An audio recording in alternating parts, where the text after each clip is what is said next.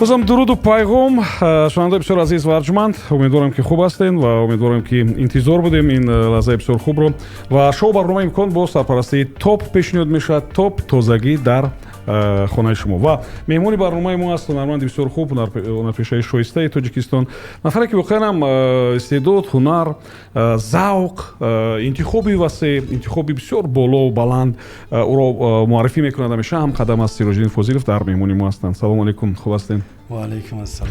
خیلی انتظارتون شدیم، نه که از همین شروع کردیم که ما شما خیلی انتظار شدیم راستی و هر وقتی که میدیدیم در دیگر رادیو پیدا میشدین و صحبت میکردیم موزیک میشدیم راستی گفتیم که کی سیراجدین میان و با ما صحبت میکنیم و از دیدارتون بسیار شاد شدیم. زنده باشین. سربلند باشه. سرول بسیار سپاسگزاری میکنم از همین یک رادیوی بسیار شنویدنی، یعنی که رادیویی که بسیار موفق هم هستن اینا. رادیو از پلوس ما هنرمندان را که بسیار تشویق میکنیم و از شما بسیار مننتور هستیم. زنده باشین. بیاید کمک در آغاز صحبت در مورد آن صحبت کنیم که شما پای چی کاربار هستین. راستی یک مدت در صحنه نبودنتون بسیار شبهه آور بود، بسیاری ها میپرسیدن، بسیاری ها برای بسیاری ها بسیار عجیب بود که سیراجدین فاضلов کجا شد، کجا رفت. میگفتن کسی که تجارت رفت، کسی میگفت که نمیدونم با کارهای دیگر مشغول است. خودتون بگین که با چه کار مشغول بودین؟ این زمان پای ایجاد، پای باز همون نوگانی ها، یعنی که من هیچ وقت از هنر دور نبودم، دور نمیشم، دور نخواهم شد هیچ وقت، چون که خداوند هر یک انسان وقتی که با عقلش میآید، با عقل میرسه، برای و یک کسب، یک همون استعدادش وابسته به استعدادش یک چیره موافق همون کس خداوند میتید. اول برای همون بسیاریا وقتی که ما دانشکده هنرهای زیبا داخل شدیم، بعد ما را همون معلم محترم گفت که شما که شاگردای هستی که 95% شما را اساس خدا دادگیه، بعد در نتیجه 5% آموختن ما همونا ترقی میتیم. لیکن من در حقیقت همین چیز باور دارم که هر یک کسب وای فرق نداره چی کسبی که باشه برای انسان، وقتی که خداوند وابسته میدونه و همون را لایق میدونه، اول خودش معین میکنه، بعدا اگر همون شخص کمتر عقل داشته باشه و کمتر سری همون کار خودش فکر کنه، همون را سایقل میتیه. برای هم بسیاری ها موفق میشون در ساحه خودشون. احوالی نظرتون با شاگردانی همون دانشکده که شما تحصیل کردین نظرتون چه خیلی است؟ کم کم با اونا میخورید، میبینین، تماشا میکنین، چه خیلی است نظرتون؟ ما واخوری میکنیم، با همین نزدیکی واخوری کردیم. ما از 32 نفر داخل شدیم، 19 نفر ختم کردیم. از همین 19 نفر یگانه ما هنر را قپیدم، همه در راه هنر رفتم. خوب دیگرو هم تجارت یک همکورسی ما عین زمان با 7 زبان گپ میزنه. ما باور نداشتم وای یکی از دبل نوازای بهترین بودم. حاضر میفهمم که وای باز 7 زبان گپ میزنه، حتی در بعضی همون وقتی که همراهی میکنه مردم پریود میکنه، بعضی ترجمانی میکنن. بهترین. خوب اینجا علاقه دوستای ما مینویسند. شنوندگان عزیز، اگر شما هم سوال دارید مرا در تلگرام بنویسین 8840107 یا که میتونید زنگ بزنین 446 107 107. الو، سلام علیکم. سلام، نامتون چیست؟ نامم نگینه است. رادیوتون خاموش کنین نگینه جان، به خاطر که ما اینطور نمیتونیم صحبت کنیم. رادیوتون خاموش کنین و اما یک سوال بسیار جالب اگر باشد مرا ما سیراجدین فاضلov با برنامه شما دیر میگیم. زنده باشین. سوالتون چیست؟ سوالتون چیست؟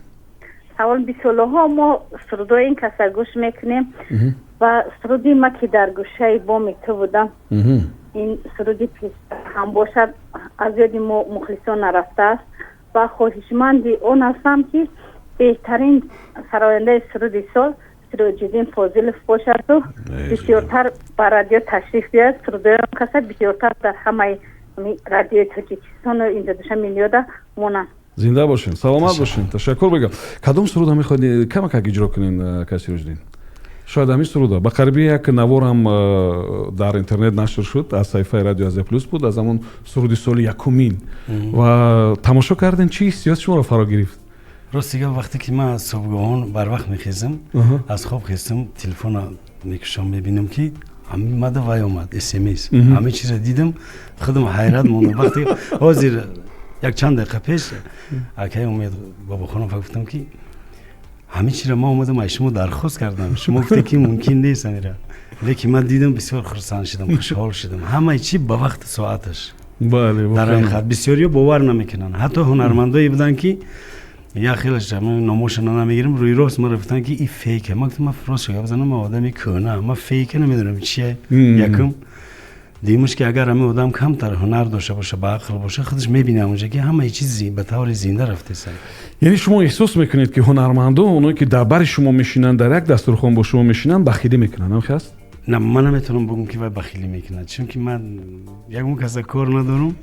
ولی شما حس کردید که او گفت که یعنی که این فیک است و این دروغ است؟ فیک یک چیز دروغ، خبر دروغ، یک دستکاری، همین چیز. من خیلی جوابی سخت گردوندم، حتی وای خفه شد. من گفتم دیگه آدم میگفت میره بیرون ای هنر، من خرم نمیکرد. لیکن همین تو هنرمندی که یک حیو در فیلارمونی کار کردگی از پوبی دایره مینواخت. تو گفتم با همین هنرمندی که همین مرا سوال دادی، گفتم پس هنرمند نیستید. بیت کما که اگه سرود اجرا کنین نکس روزین. ما که در گوشه بامی تبدم، مرا دیدی و صدای نکدی. ما که در حسرت روی تبدم، با منی زار نگاه نکدی. ما که در گوشه بامی تبدم، مرا دیدی و صدای نکدی. ما که از غمز تو بیمار شدم، دل بیمارم دوای نکدی. بخیرم یکی از سرودهایی بود که شما رو بیشتر معرفی کرد و اما روز شب و روز همه سروده میخوندن، همه در توی ها نیز خواسته سروده میخوندن. وقتی که سرودهای شما رو ولی در توی ها اجرا میکنن، شما چقدر قبول میکنین؟ بهترین، ما فخر میکنم وقتی که در معرکه همون رو به طور زنده میخونن. من راست گپ بزنم، از همین بعضا خواننده‌هایی که حاضر برآمدگین مرا میگن که ما در همون مینو سرمون، میگم برای چی؟ میگم ما در توی بخونیم. آخه در توی تو ساستاف خطی میری کو، گروه خطی میری کو، همین را نمیشه به طور زنده بخونی. ما راحت کرده گوش کنیم. ولی وقتی که پیش از اون که خودتون نشر کنین سرودی همین بخبر ما خوندن، شما بسیار با شما سخت رسید. انا درجه سخت رسید، برای که ما وای مهنت کردم، وای دردی ما بود، وای زندگی ما بود. اما همه همین سرود سراپا حیاتی که ما یک چند لحظه که یک چند وقت بگیم در همون حالتی بدم که همه حالت ما روی قلم آوردن. شاعر روی قلم آورد. این متن کی است؟ متن هارونی راون، خوب. یکی از بهترین دوستای ما که عین زمان در کانادا زندگی میکنن. ما وایدا نقل کردم حیات ما که ما عین زمان در همین خیلی جا، همین خیلی حالت در افتیدگیم، لیکن من درد میکنه. دردی ما فقط با موسیقی باید باشه. خوب. همین دردی ما را همین وقتی که ما وایدا نقل کردم، وای روی قلم آورد، ما میره آهنگ بسته خوندیم.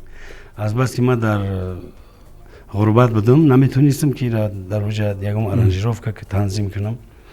میفهمم در یک معرکه بسیار یک آدم با همین حشمت زیاد، با یک غرور با خونده استفاده خونده سه. بعد زنگ زدم که تربکه خاموش کردگی بود. بعد مجبور شدم اما نوار کردم در فیسبوک. گفتم بعد بخشش پرسید یا زنگ زد یا نه؟ من بخشش لازم نیست، همون خیلی که گرفتش من خرسان شدم. فهمم. خب و شما نگفتین که چی حالت بود؟ فهمیدیم که این در بیرون از کشور بود، در روسیه. راستیگه بارها ما این حالت من نقل کردگیم، بگذار با تکرار هم شود یک بار دیگه برای شما نقل میکنم. وقتی که من در یک لیکن ما کوتاه کردم نقل. بله. به امر تقدیر بود ما در شهر روسیه قرار داشتیم. راستیگه مانده شدم این طرف، همون اجاره شینی، همون کوارتیرها و کار قیمتر بود. من در یک کمپانی کار میکردم، والبریسه.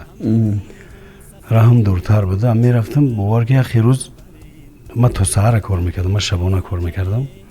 سحر ساعتی 7:30 میبرامدم، الکتریشکا دا اسپیت کنم گفته میشیشتم بوارگی چند بار مرا گرفتگی دیگه شهر بردگی. خیالان می رفتین دیگه؟ خیالان نه، خوبتون میبرد. خوب میبرد، میخیستم نباشه یک اسگاه دیگه موندگی باید ما بفروم. ما وجه میدونم که نمی یک اسگاه پس ما میفروم، میخیزم علاقه در یک شهر دیگه. چند بار همه حالت ها غلیدم، مانده شدگی بدم. بعد یک جیانم برادرزادم گفت که بیا من خونه آمده نیستم راست چه گپ زنم. گفت که بیا نرو، گفت 1-2 ماه گفت قطعی کمتر کار کن دم بگیر گفتم اونجا. بعد یه جایی میرویم. بعد ما رفتیم ای شهر دورتر قریب 100 کیلومتر ای مرکزی مسکو طرف کلین. همونجا داد اینا کار میکردن، یک یورا ریمون میکردن همون درونای خونه رو. من میگفت که اکا همین خودت چی رو دوست میداری؟ برای خودت بپز یکم چی؟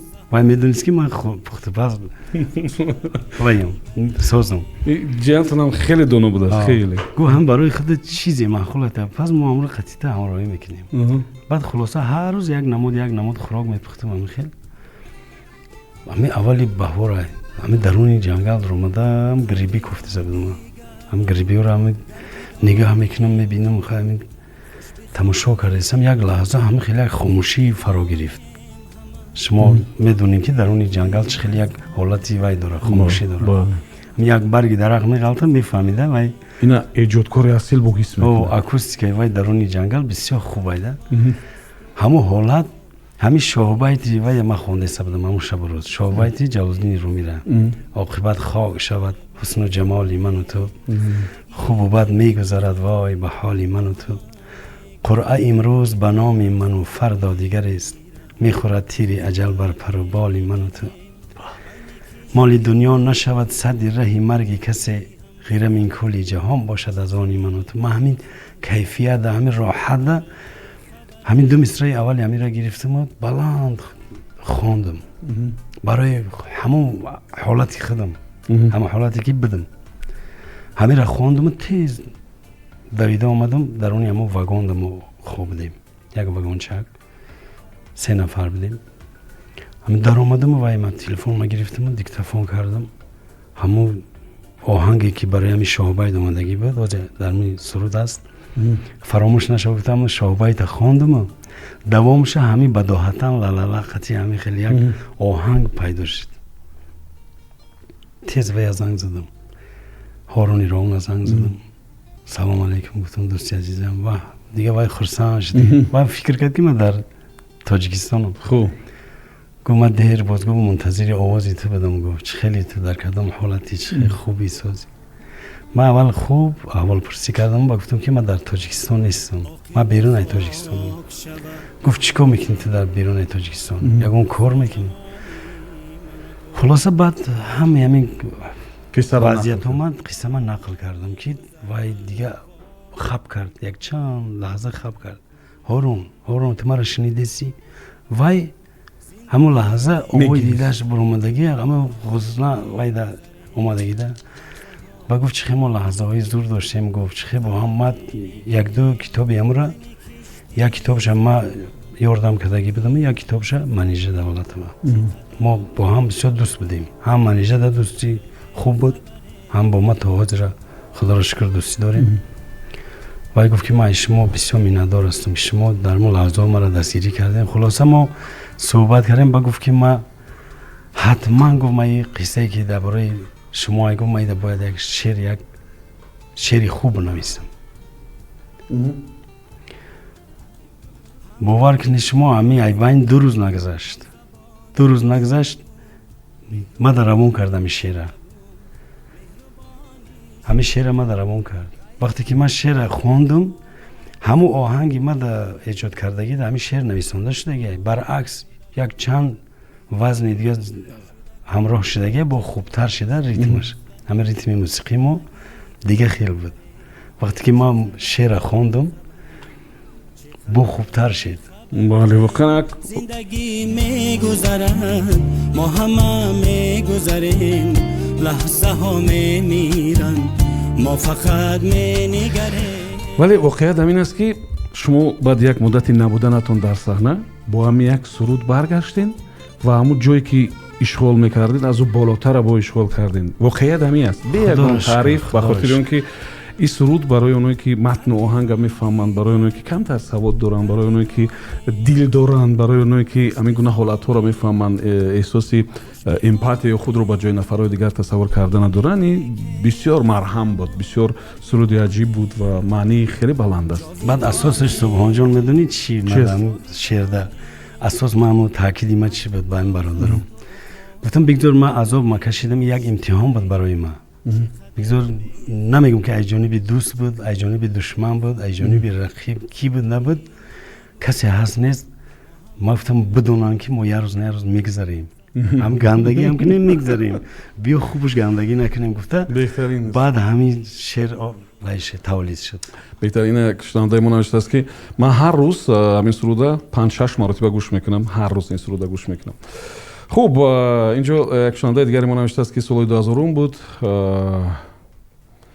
خب من با یک دختری نوشته از بخوردم که اعلان کنسرت شما رو در کوچه ها میچسباند و با او هم صحبت کرده خب خواسته در اندیشه کدام یک برگزاری برنامه ویژه کنسرتیتون هستین؟ میخواید که در کدام طولری برنامه علایده کنسرتی تشکیل کنید؟ من راستیگم در برنامه ناگفته های آرزوی یوسف گفته بودم که اگر ما کنسرت کنم فقط در گوشه میگذرونم لیکن امروز دیدم که یک بهترین وای شد تالار شد فیلارمونیا بله واقعا هم خیلی است خدا خواهد در ما فیلارمونیا دولتی نصیب خب کسی رشدین من نگاهتون با آزمون و جایزه و محفل ها و همین جایزه سپاری ها چی است مثلا اونا میتونن که اندیشه مردم دیگر کنن ذوق مردم بلند کنن هست مثلا ترانه موزیک ورد هست سرودی سول هست مثلا جایزه هایی که رادیوهای دیگر دارن و جایزه هایی که مثلا مقامات دیگر دارن همین چیز میتواند ذوق مردم بالا بردارد اگر باعث رنجش نباشه باعث خفگی نباشه من یک چی خواهش دارم این یک ذوق هنرمندای اصیل بلند میکنم به شرطی که در چارچوبه همون حقیقت باشه من فکر میکنم همین چیز تأثیری مثبت میرسونه لیکن ما بسیار وقت میبینم که اگر 3 تا حافظی کسبی باشه 3 موسیقی که در حقیقت ای اوستی مردم گرفتگی باشه همون جایزه را باقی موندهش هم میبینم که همین نیست همین چیز چی دروغ بگم اگه ما با همین روزگوییم با همین روی روز گپ زنیم بسیاری ما را قدر خوبم نمیبینن چشم نیک هم ندارن نسبت من لیکن من باید بگم گپ ما ده بله این مهم نیست که مثلا نسبت نگاه دیگران چه خیلی است مهم این است که شما آن چی واقعیت است میگید و این با منفعتی کار است آخه من تصور نمیکنم که مثلا یک شخصی که هنر نداشته باشد با واسطه چیزی باید کدام جایزه را بگیرد زیرا که این هنر یک چیزی است که شما وقتی که در معرض آن پیدا میشوین مردم خودش میفهمند که شما چقدر آواز دارین چقدر صدا دارین چقدر ذوق دارین خب از این اگر بگذاریم با فضلی فضیلوف یک وقت همکاری خوب داشتین بهترین آهنگاش شما نوشته بودین حالی در کدام سطح قرار دارد همکاریتون و حالی او با چیکار مشغول است فضلی فضیلوف برادرزاده من فرزندی کلانی برادری کلانی من همین راستیگه یک 2 روز پیش در خانه شدیم با هم دیگر بیخ پیچکه گرم با همون گپای که موازی در رادیو اینا برای وای سوال داده شما مرا در کدام حالت همین طرز جایزه سپاری گفتم گم وایدم همین گپا را گفتم آخه مثال در همه ساحه قینیگری است عذاب است کمبودی هست ما کمبودی نداشتم ما روز شید که ما گوسفند بانی میکردم خودم مال بانی میکردم باغ کردم علف دروی میرفتم مثال زمین همین کار میکردم که من باید ناراحت نباشم لیکن ایجاد بس نمیکردم دین همین 1-2 روز پیش ما گفتم که برای چی گفتم اینا رفتیم دین روز مسکو آمدم بچه مسکو رفت مسکو خنک چی در رفتی گفتم مسکو همین ریسک انسان ازلیه بله اگر همین خودت را ریسک نتیه امریکا هم برای اگر همین اگر در روز $1000 کار کنن همین تو نمیتونی کار کرده بله لیکن در همین تاجیکستان اگر همین خداوند ریسک روزی خطا دادگی باشه همین جد هم کار برد همین روی گفتم این ما همین قدر گشتم که همین قدر عذاب کشیدم ما باوری داشتم ما فقط هم هر باری که ما رای خونه زنگ میزدن میگفتم که شما کم تر دیگه صبر کنی ان شاء الله ما میگردم میرم ما همو وطن دا میسبزم چون که ما همونجا خوردم همونجا آب رو گرفتم خداوند مرا همین یک استاتوس خوندم گفتگی همونجا در بعد دیگه زبان نویسندگی که همین خداوند چیزی را که برای تو دادگی تو همون را حرمت کن چون که ای پشتی همون تران شناختن ای پشتی همون تو نانی افتی در حقیقت من همین در قایل شدم که ҳамин зиндагӣ барои ма дубора дар рӯи ма хандид ай пишти ҳамин касби худам. خیلی همینطور است و این استعداد هنر و احترام خاصه شما با استعداد و هنر فکر میکنم که همین نقش بازید و شما رو موفق هم کرد و ببینین مخلصان شما چی می‌نویسن. مثلا یک نفر نوشته است که من در روسیه با گوش کردن سرودهای شما خود رو هیچ وقت مسافر حس نمی‌کردم، گویا که در وطن بودم. خب نفر دیگر نوشته است که من خیلی خوشحال شدم از صدای سیراج‌الدین فضیلов، باور کنین که مثل فرزند پدرم باشد. ببینین خداوند شما راضی باشه. خیلی ببینین نفر دیگر نوشته من مخلص اشدی سیراج‌الدین فضیلов هستم. یعنی همین محبت مردم یک چیز بسیار مقدس است. خیلی اساس برای هنرمند همین چیه؟ واقعا همین خیلی این مالی دیگه ساها میتونی یافته، یک تجارت دست میزنی میوی، لیکن محبت مردم به دست آوردنش، به دست آوردن دنیا هنر نیست. یکی رو گر توانی دل به دست انا میچی بهترین است. بخیرم. خب پوشیدن است که از میان همه هنرمندان اینکه انتخاب متن شما کاملا دیگر است و یادتون باشد شما شاید فراموش کرده باشید ما در توی وقت خاصه یک نفری بود توی بسیار با حشمت داشت شما اوزخوان بدین من اونجا راوی بدم و من یک مصرع ها را از سیاوش جنیدی خواندم اونجا بایدتون باشد و شما گفتین که سبحان از کی بود گفتم از سیاوش جنیدی و شما اهمیت دادید. من در تویا البته اهمیت میدم که هنرمند به همین مصرع ها چه خیلی اهمیت میدید. بگید که انتخاب متن چه صورت میگیرد؟ شما کسی به شما کمک میکند یا کدام مثلا سبق یا درسی کدام استاد گرفتین که مثلا متنایی را انتخاب میکنین که واقعا با دل همه برابر تاثیر میکند؟ واقعا هم من روسیگه موضوع قطعی ما حرکت میکنم که متن انتخاب کنم. مثال همین نگاه میکنم امروز همین درد مردم چیه؟ همه چیز ما دست میزنم. این زمان همین مردم در چی غذا در کوره غذای معنوی همو رو میکنم و ما کتابو رو در همین گیردم هم خیلی جمع میکنم. مولوی، حافظی، شیرازی، سعدی، میرزا عبدالقادری بیدل که گرچند بسیار قیم فهمه لیکن همین کتابو رو میمونم یک بار ای نظر میگذرونم برای که علاقه ما انتخاب کردم موضوع رو وقتی که من انتخاب میکنم دایر با هم موضوع میکنم سخنه همین زندگی دردی تو رو داند نداند غم خور چه تولید شد همین ما زیقی هم کنیم اینا بگذار یکی از دوستای شما موفقه در زندگی شما قطعا همون کس با میخورین سلام علیک میکنین میبینی که وای علاقه صاحب همه چی هست او پیشتره چی بگم بعضا کلمه روسی اکنون توجیه قطعی همش نمیشه بگفتم با همون ادنشنی پیشترش نیست شما حس میکنی علاقه همون چیزا یعنی مناسبت پیشترش مناسبت پیشتره نیست شما زیق میشین بعد همون زیق شوی شما رو سبک نمیکنه کن بله واقعا من همه خیلی زیاد میشیدم در حیات چی با این نسبتی من خیلی رفتار کرد برای چی انا ایجاد مرا خیلی جواب داد گفته یکی هم مصرعی که را خوندم استاد طالب آذرخش بسیار یک قلم خوب داره طالب هم انسان خوبه هم رفیق ده بهترین دوسته هنرمند خوب هم است آوازخوان خوب هم است همون کتاب خودشون به دست خودشون داده بودن ماده در یک محفلی ایجادیشون بعد ورق میزنم که همون مصرع اول زندگی در دیترادان افتم نه من قدر کتاب ورق زدم در پیش من پیدا شد خلاصه گپ که من با موضوع وابسته به موضوع انتخاب میکنم من بله خب اما سوال شما همکاری بسیار زیچه با منیجر دولت و داشتین حالا چی؟ حالی رفت آمد دارین؟ مثلا آخران بار کی دیدار دیده بودین؟ راستی گپ یاد ندارم خیلی شد ممکن یک 7-8 سال زیاد شد که دیگه ندیدیم نه تلفنی هم صحبت نمیکنین اصلا؟ نه چرا؟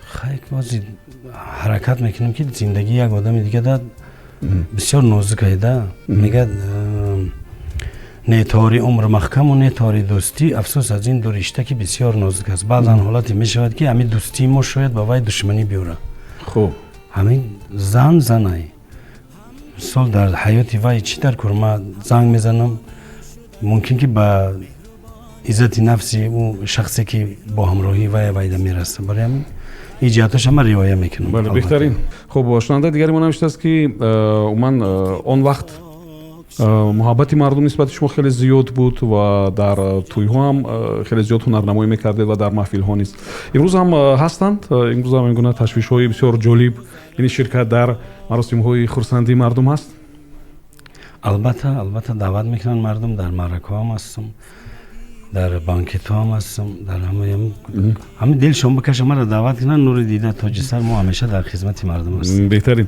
یعنی ولی شما دیگر در اندیشه مهاجرت و رفتن و در این اندیشه نیستید اصلا، نه؟ به خاطر خدا که نکنه این حالت الکی گذشت دیگر. اما مهاجرت اگر روم یکم 10 روزه یک هفته اینا بگذارین یک ماه روم فقط به خاطر که یک سیر سیاحت، یا لیکن برای این زمان روز برای سیر و سیاحت تیار نیستم، آماده نیستم. یعنی برای سرودخوانی برای مهاجران چی؟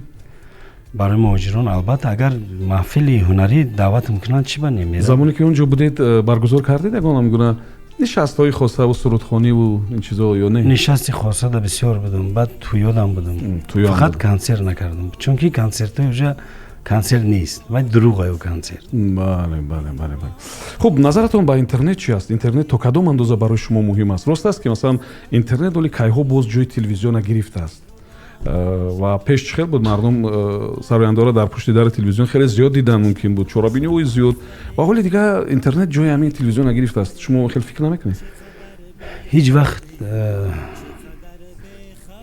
کاری کسبی را کاری موقتی نمیگیره. ما همه عقیده داشتم اینترنت یک نوگانی است برای که تمام مردم دنیا امروز با واسطه اینترنت تمام کارشون اجرا میکنن.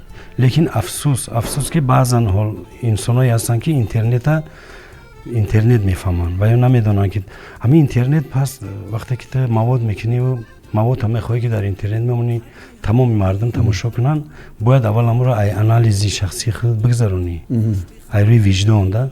من امروز میبینم در اینترنت یک چیزایی رو میبینم بعضی وقت شرم میکنم. با شرکت هنرمندا هم میبینین بعضا نوارا را که البته من میبینم همین چیزا رو میبینم، مرا سخت میرسه. راست شگفت زنم میگم خیلی اینترنت چیزی خوب، لیکن برای آدم بی عقل اینترنت لازم نیست. درست اینترنت برای آدم با عقل، بیزنس باید با واسطه اینترنت کنیم. من کاملا با همین نظر روزی هستم که اینترنت برای آدم با عقل است. من واقعا با این چیز روزی هستم، به خاطر اینکه حادثه‌ای که در اطراف میشود و هر روز میبینیم ما را بیشتر با همین اندیشه بازم استوارتر میکنه که اینترنت برای مردمی با عقل است. یک انسان ابلهی میکنه در اینترنت میپرتوه با همون قدر رنگ خودش پیدا میشه و یا لایک میمونه و یا دستگیری میکنه. بله این بدبختی است. خب و ببینید اکثرا همین آهنگ و ترانه ها سر همین موضوع بسیار بحث میشود. منقدا هم مینویسند، شاعران هم بعضا تنقید میکنن، ژورنالیست ها هم بعضا میبینیم که در صحیفه های گازت ها هم بعضا مینویسند در مورد انتخاب متن. واقعا هم چرا اکثریت هنرمندان متنای سبکک انتخاب میکنن؟ برای چی کی همین روند میگذرد؟ متن سبک برای چی انتخاب میشود و یا موسیقی ده اهمیت میتین؟ چون که موسیقی پاپسا انم بگیم که همون رقصی که تاجیکش بگیریم، اگر همون موسیقی رقصی را بسیارتر انتخاب میکنن. حاضر همین ضرب اساسه، چون که همین دل انسان هم ببینه یک ضرب معین خودش داره. همین ضرب انسان به وجد میبره. برای همین مردم از حرکت میکنن. بسیاری همین خواننده های سبک فکر اول موسیقی با قوت میکنن، سخنبازی میکنن و یا شعر هم نیست و یا سخنبازی ای همو درونی همو گلاونی در درونی همو موسیقی جا شوه و فکر نمیکنه که این وزنی کجا میره و منطق ای چیه، این چیزا رو اهمیت نمیتن. بله واقعا هم دلخواه مخلص اگر همون متن در ورق بنویسن نگاه کنین حیران میشین. عموما معنی نداره. واقعا هم خیلی است. درست میگین شما، درست میگین. خب نظرتون با بازخوانی چی خیلی است؟ بسیار بازخوان‌ها رو میبینیم که مثلا یک سرودی در زمان گذشته مشهور میخوانند و میشوند مشهور، دیگر حتی در کلیپ ها هم بعضا نمینویسن که این سرود آهنگ کی است. خب و بسیار مشاهده میکنیم که بازخوانی میکنن. نظرتون چی است؟ بازخوانی کردن با شرطی که همون شخصیتی که در وقتش همون سرود خواندگی، مثال ما کرتای ویا میگیریم، کرتای اطلس شایسته ملاجانو خون. اولین شخصیتی که کرتای اطلس با همون درجه اعلی اجرا کردگی بود برای وی ایجاد شدگی بود، برای شایسته ملاجانو. بعداً شادروان احمد باباقل خون بهترین خون. بعد از حافظایی که با امروز هستن دانا بهرام و فهمد دیروز گوش کردم، ای با طور خودش خون همه خوند، لیکن در پایان همو آخری همو سرود آهنگ زیادالله شهیدی، شعر میرزا ترسونزاده حتما هست. لیکن افسوس امروزا گفتی شما سبحان جان که بازخوانی میکنن، اگر نمی دور نمیرویم یک رفیقش بپرسه که این آهنگ زور ای که خوندی، ай ғурурша намегам ро ки оҳанги кияй ҳолон ки Аҳмад Зоира хондагиай ё ки ай дига ҳофизора хондагиай ина мо ҳам хондем бозхонӣ кардем аз сурудои Аҳмад Зоира фақат мегирам попурӣ мекунам ша чунки попурӣ ҳам як нави як тарзи хубае ки баъзан вақт таъсираш хубтар айда яхе суруда то охира гӯш намекунава аммо ҷои хубша мегирӣ попурӣ мекунӣ се суруда як суруд мекунӣ ин қабул ҳаст барои ки дар мусиқӣ ҳамин жанри попурӣ ҳаст чихеле ки ин ҳамин шаш мақом дам ҳаста попурӣ ҳатто дар шаш мақом ҳам попурӣ дора дар эстрада ҳам ҳаста попурӣ ин иҷозат аста лекин ман ҳатман менависам уҷода ки шеър ва оҳанги Аҳмад Зоир фақат такмил аз они мо мо бояд такмил битием хуб каси Рушдин бубинин мактаби ҳунарии Одина Ҳошим Дӯстмурод Алӣ намедонам Абдулло Назрӣ устод Зафар мактабҳои ҳунарии худшона гузоштанд Ҷурабек Муродов ман Муродбек Насриддин ҳатто аз ҷавонон бигирем масалан Кароматуллову Субҳон Саиду ино хуб аз ҷавонони имрӯз аз ҳамсину сололи шумо аз хурдсолон ҳамин гуна умед ҳаст ки кадоме аз онҳо метавонанд ки ҳамин гуна як мактабе аз худашон боқӣ гузоранд ба хотири он ки ба назари ман шояд намедонам барои овозхонҳо шояд камак сахттар мерасад лекин аксарият бубинин духтаро мехоҳанд мисли Шабнам бошанд бачаҳо мисли Садриддин ё Сироҷиддин бошанд яъне як равияи муайяне оли пайдо накарданд ва баъзеҳоро мебинем ки 10 солаҳо дар ҳамин роҳи дигарро рафта истоданд рости гап аз мактаб агар дар бораи мактаб гап занем Шодравон Баҳром Ғафурӣ як равияи хоси худша дошт як равияи хоси худша ҳам интихоби матнуш ҳам бад набуд беҳтарин буд аз репсароё бовар мекунед шумо ма кида балечкам ман номи ҳамун бачара Леон чӣ ном дора ҳамсоя мехона якта ҳамин тарзи хондани ҳаммада маъқулай бо ина ҷавонои имрӯза ина Беҳрӯз Мирзоев ба наздикӣ гӯш кардам як суруди ҳафашакӣ хондай гарчанде ки Мансур да овоза монанд мекуна лекин Мансур бояд бо ай ёд бигира ҳафашак да як чизи хуб кардай ба наздикӣ биромадами суруд барои ман бисёр маъқул шид хуб ва каси Рӯздин медонед бузургии шумо чи аст бузургии шумо ҳамин аст ки ҳозир ман ба ин андеша бештар мутақоид шудам ки шумо ҳатто аз худатон хурдам бошад таҷрибаи камтарам дошта бошад агар зур бошад эътироф мекунед ва ин бузургии мард аст боядам хел бошад ва ин ҳар кас масалан ин гуна истеъдоду ин гуна хислату хусусията надорад ва шумо ҳам дар аввали суҳбатон гуфтед ки чӣ хел дар ин бозор чӣ хел масалан рақобатҳову намедонам ҳарчи носолим ҳам ҳатто ҳаст хуб ин чиз бисёр муҳим аст ва шояд яке аз паҳлӯҳои муваффақияти шумо ҳамин чиз аст ки дар баробари овозхони хуб будан матни хуб садои хуб оҳанги хуб боз инсон бояд баъзе хусусиятҳои фитрии инсонии хуб дошта бошад ки баъд онҳо якдигарро пур мекунанд ва пайдо мешавад ҳунарпешаи шоистаи Тоҷикистон Сироҷиддин Фозилов сарбаланд бошед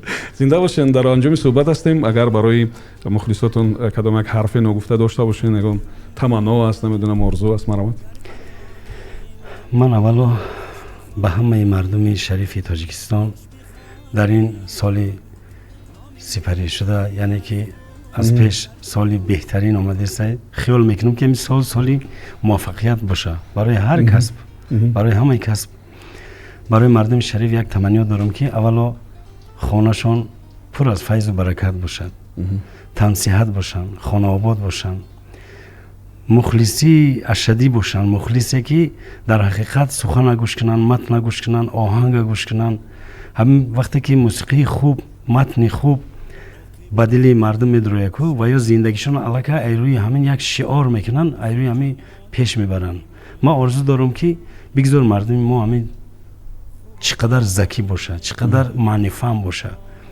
фақат хоҳиш ҳамия ки чизои сарсарираву чизои хасакира бас кунанд гӯш кардана агар мо хасакира бисёртар гӯш кунем оҳангои бегонара бисёртар гӯш кардем мо равияи ҳам бегонара мегирем биё ай ҷеси барои мардум таъкид мекунем хоҳишам мекунам ки ҳамин ҳисси миллимона пеш бигирем чӣ хеле ки муҳтарам сарвари давлатмон беҳтарин шахсият устоди ҳамаи ҳунармандон бовар кунед ин наворе ки дирӯз биромад дар интернетҳо чоп шуд баъзе ҳунармандон бо такрор мекунам гуфтанд ки бо ҳунарманд маро савол додагия ки ака ҳами фейка ё ки настоящий? гуфтам афсӯс ки матра намедонам чӣ ҷавоб дидим. агар амира як шахси берунаи ҳунар мегӯ маро қарм мекард, лекин ҳами ту ҳунарманд ҳами гапа гуфтӣ, пас ту ҳунарманд нестӣ.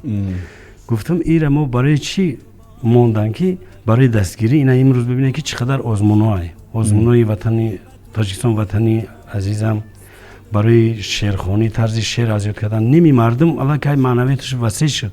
ҳатто кампирро бибинен қариб 100-200 мисра шер аз ёд кардагиянд. ҳол як ҷавон абупурс бугӯ 4 мисра шер аз ёд кард, бугӯ наметавона гуфта. барои ҳамин бояд мо ҳама каса даст бардорем ба дуо ки худованд аввал сарвари моро нигаҳбонӣ кунаву ҳунармандоро қадар дастгирӣ мекуна. баъд ҳунармандо ҳам бояд ба қадри ҳамин неъмате ки худованд додагия бояд мо бирасем. барои ҳама таманниё дорам ки хонаи обод, тансиятӣ, хушбахтӣ бигзор хонадони ҳама фақат овози хандаи тифлову мусиқӣ бошад. беҳтарин, зинда бошед. барои шумо муваффақият орзу мекунем. умедворам ки бинандаи азиз, агар шумо хоҳед Сироҷиддин Фозилов аз наздик тамошо кунед бо беҳтарин таронааш, фикр мекунам рӯзи 14 меоед ба филармония ва таронаи музикавор тамошо мекунед ва умедворам боз онҷо боз ҳолатҳои ҷолибтаре шуморо интизор аст. муваффақият барои шумо. ташаккури зиёд. ташаккур ки омаден ва аз дидортон бисёр шод шудем. зинда бошед. худованд шуморо нигоҳбонад. зинда бошед. جاویدانیم همه مرگ باز از تو